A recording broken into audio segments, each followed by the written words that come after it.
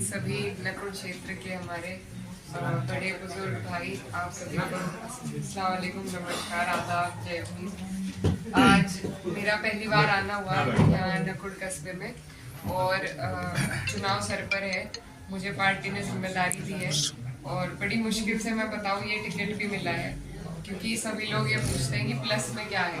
आप तो वो पूरा विपक्ष का दारो मदार, जैसा मास्टर जी कह रहे थे कि कुछ ही जातियों के ऊपर है, तो उनसे यही पूछा जाता है कि तुम्हें क्यों दें, किसी और को दें, तुम्हारे पास क्या प्लस है। तो आप ही लोग मेरा प्लस है, माइनस है, सब आप ही लोग हैं।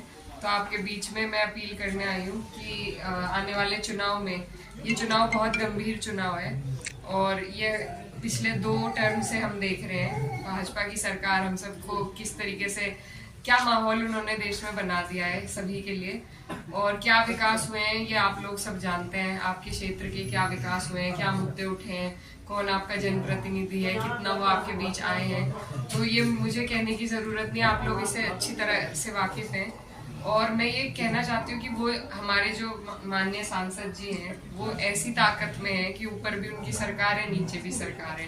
इतनी ताकत आपके इलाके के किसी पहले रहे हुए सांसद को नहीं मिली और ना कभी आगे मिलेगी शायद। तो लेकिन उस हालत में भी उन्होंने जिस तरीके के काम उन्हें करने चाहिए थे, जो योजनाएं हमारे लोगों को मिल सकती थी, जो विकास यहाँ हो सकता था, ऐसा कुछ नहीं हुआ, क्योंकि बड़ी योजनाएं सरकार के द्वारा ही आती हैं। वो चाहते तो ला सकते थे लेकिन वो नहीं लाए, और ये लोग ना किसी के लिए काम करना चाहते हैं, ना किसी का भला करना चाहते हैं, बस समाज को बांटने की बातें इन्हें आती हैं और उसी के बलबूते पे ये चुनाव करते हैं। तो मेरी आप सबसे बस यही अपील है कि इस बार का चुनाव गंभीरता से आपको और हमें लड़ना है। ये बहुत अहम चुनाव है। 2024 का चुनाव राष्ट्र का चुनाव है, नीतियां बनती हैं इस चुनाव से।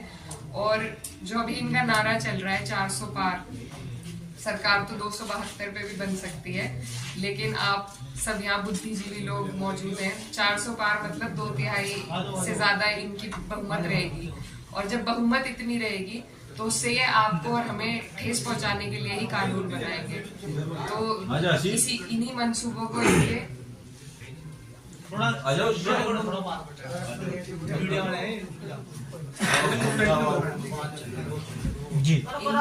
इन्हीं मंसूबों को विफल आपको और हमें मिलके करना है। ये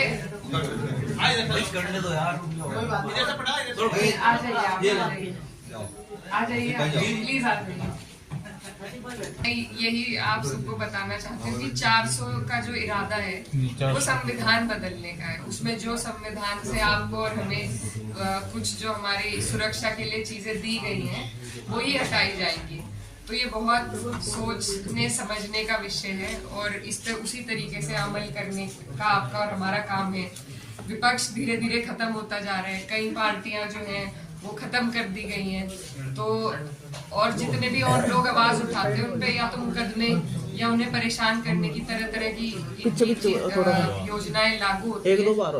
तो ये जो चुनाव है ये हमारे संविधान को बचाने का भी चुनाव है, और संविधान में हमारे बाबा साहब भीम अम्बेडकर जी ने जो हमें हमारे लिए जो योजनाएं बनाई थी, उन्होंने जो कानून बनाए थे, जो वही हमारा सुरक्षा कवच है इस देश में, और वही अगर हमसे छिन जाएगा तो हम किसी काबिल नहीं रहेंगे। तो उसी के लिए ये चुनाव है, और बहुत सारी इसमें दिक्कतें भी पेश आएंगी, क्योंकि सत्ता के सामने हम खड़े हो रहे हैं, वो कई अपनी तरीके इस्तेमाल करते हैं हमें डराने के लिए, हमें रोकने के लिए, लेकिन आप सबको मजबूती से अगर आप सब खड़े होंगे तो इंशाल्लाह फिर कोई दिक्कत नहीं आएगी। और अगर हमारी ताकतें आपस में मिल जाए, भीम और मीम की ताकतें मिल जाएं, तो फिर इंशाल्लाह इस सीट को कोई नहीं रोक सकता। सबसे ज्यादा प्रताड़ित भी अगर इस सरकार में कोई है तो यही 2 समाज है। तो हमें सोच के साथ आने की जरूरत है और आपस में एक दूसरे के हाथों को मजबूत करने की जरूरत है, तभी हम एक दूसरे की रक्षा और सुरक्षा कर सकते हैं और इस देश में हम इज्जत के साथ सर उठाकर जी सकते हैं। तो ये चुनाव आपका हमारा बहुत अहम चुनाव है। मेरी आपसे यही अपील है कि आप लोग इसमें बढ़ चढ़कर हिस्सा लें, बहुत शोर शराबा ना करें, बहुत संजीदगी से इस चुनाव को लड़ें।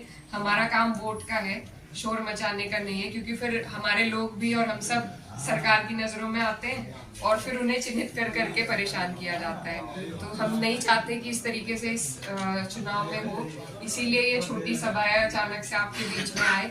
लेकिन आप लोग सब यहाँ जिम्मेदार लोग हैं, आगे की जिम्मेदारी आपको संभालनी है।